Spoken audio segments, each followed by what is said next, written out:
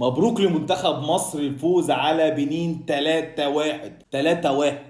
ركز معايا، بنين عملت اللي هي عملته في قبل المباراة ونزلت صورة وعملت اللي هي عايزاه، بس احنا لينا الكلمة في الاول وفي الاخر، لينا الكلمة في الاول وفي الاخر. احنا لعبنا بنين 4 مباريات، 3 مباريات فوز، مباراة واحدة كانت تعادل، المباراة ديت الخامسة غلبناها 3-1.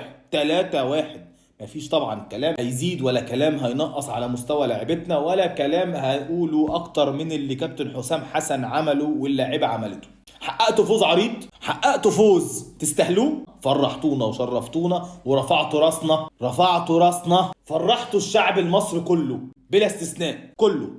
عندنا لعيبه رجاله، عندنا لعيبه عارفين بتنزل تعمل ايه. يعني حاجه واحده، احنا جايين يا جماعه مش جايين نضيف شرف.